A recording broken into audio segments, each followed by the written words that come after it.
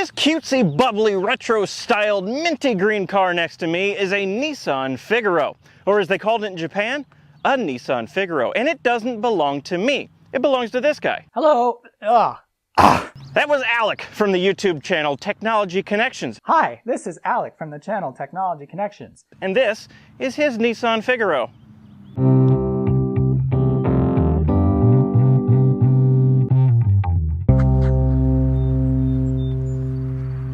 Where's my phone? I have it. Oh, okay then. Can I have it back? It's mine. Okay then. The Nissan Figaro was only made for 1 year, 1991, and it was one of Nissan's silly retro-styled Pike cars. Pike, according to Nissan's Heritage Collection website, is a word meaning edgy. There were 4 Pike cars produced at Nissan's Pike factory. There was the Nissan Figaro, which we should be very familiar with by now. There was the Nissan Pao, which is a small hatchback that my mom likes very much. There was the Nissan BE1, B-1, not sure which one it is, which is a small hatchback that I like very much. And there was the Nissan S-Cargo, which is a small cargo van that everyone likes very much because it looks like a snail. Hence the name. The Figaro, although it may not look it at first glance, is not a hatchback or a silly snail-shaped van. It's a convertible.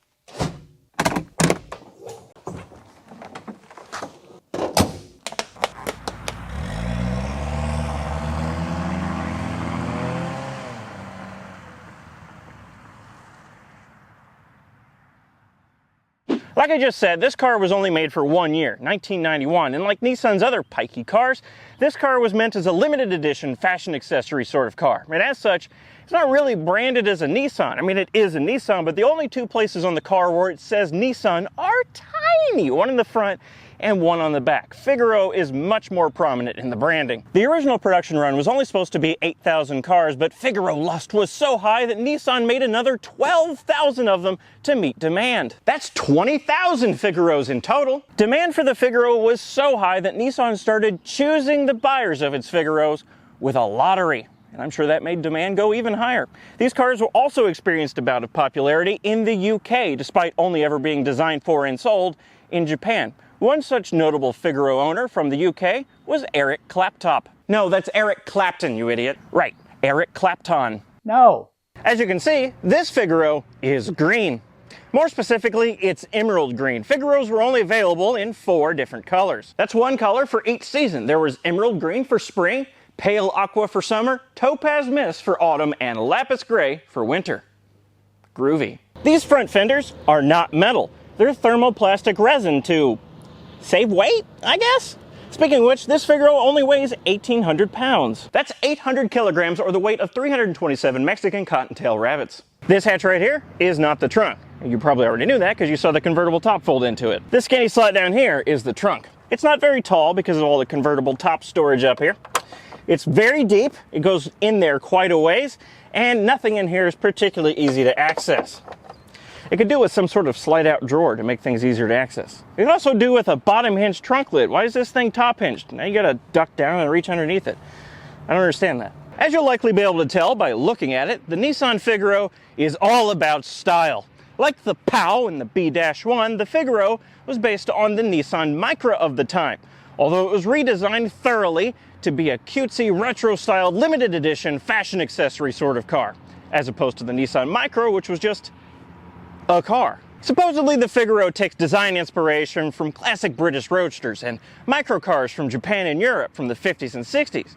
But personally, since I don't know anything about design, I think it looks like a Figaro. Oh yeah? Well, I think it looks like an Auto Bianchina Transformabile. Yeah, don't listen to him. He just wanted to say that fancy Italian word. He doesn't know anything about design either. I know because I'm him. Anyway, just because I don't know anything about design doesn't mean I can't appreciate how seriously they took this whole retro design thing.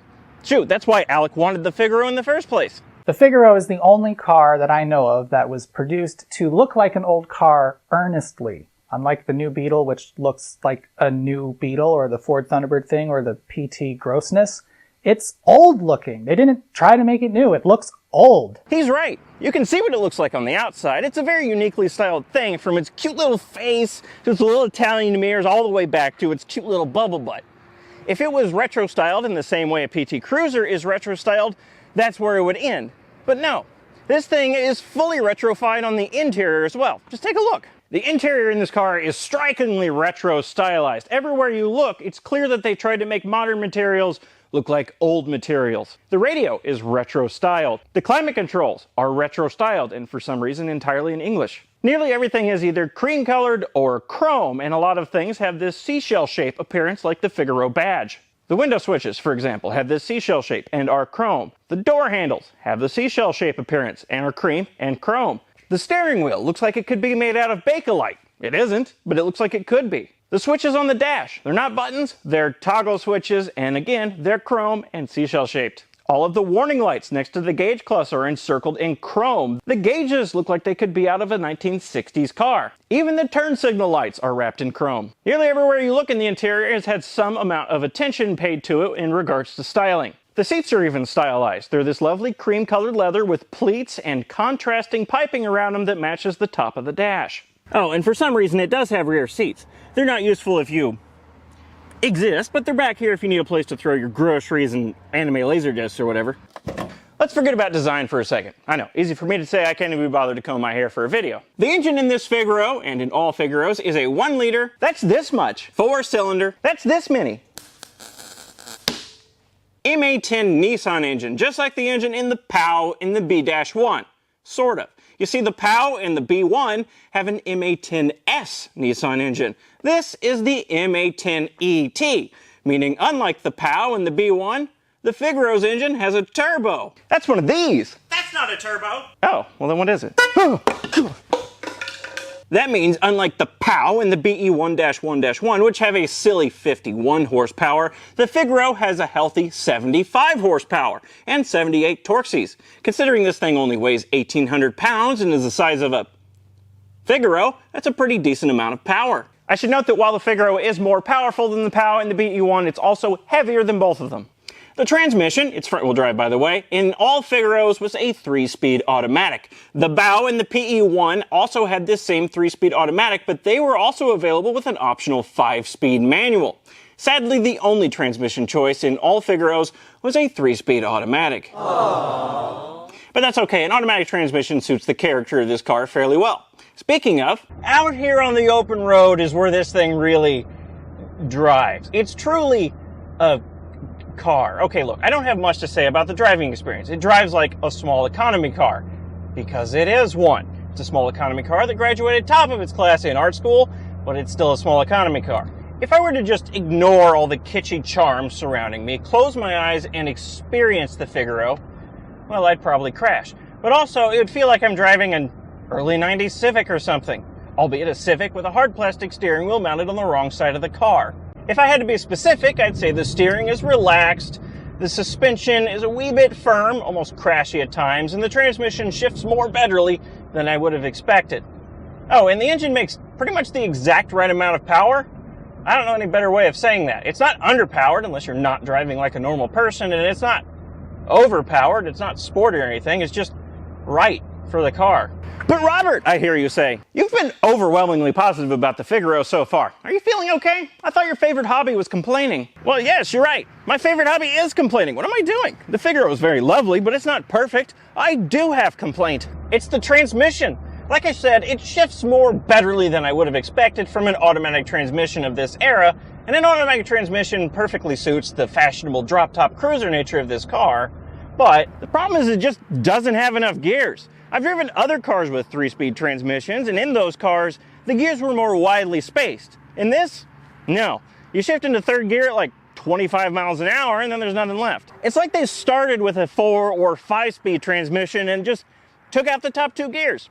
As a result, at 60 miles an hour, it's revving at almost 4,000 RPM, and that's just too high. I know this thing was meant as a city car, but it's not like there's no highways in Japan. And that's really my only complaint. This thing's pretty great.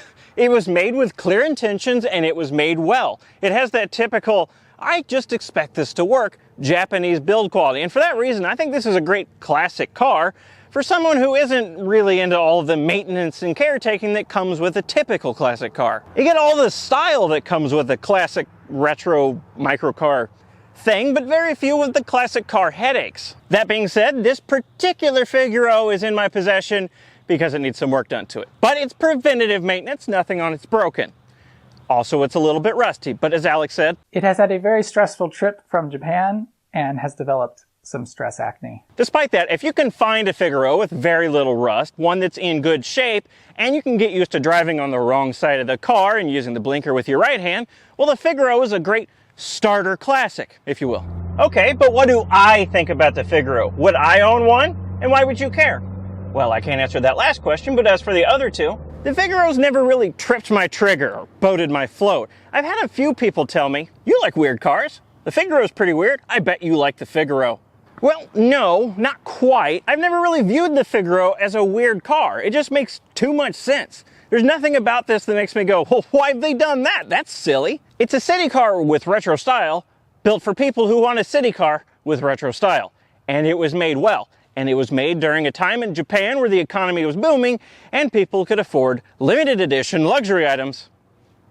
And since style has never really been my thing, I mean, look at me, and the Figaro doesn't have a ton much else to offer, this thing never really appealed to me. Or at least that's what I thought until I drove it around a bit, with the top down and the wind gently caressing my greasy, uncombed hair.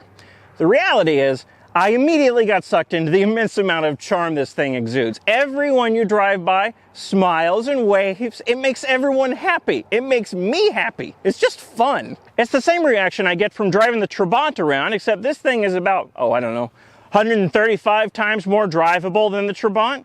And there's just something that's so appealing about knowing that I could hop in this at any time I want and take it for a cruise without worrying about whether or not it's going to decide to work that day.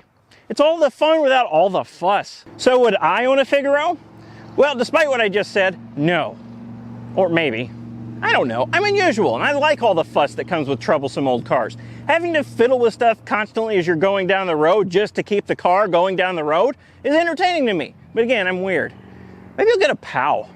I could get one with a manual. That'd be fun. So that's the Figaro. And thanks to Alec from Technology Connections for allowing me to borrow his Figaro for like 3 months. Aging Wheels is holding it hostage. I'm not holding it hostage. But if you ever want to see your Figaro again, leave $20,000 in cash in the stump on the corner of Eustis and Mill next Thursday at 1:35 p.m. and don't be late. And subscribe to Technology Connections. If for some reason you're not yet subscribed to me, idiot, go ahead and do it. Duh. Jeez. Maybe subscribe to me too. That'd be cool. Anyway, thanks for watching. I'll see you next time.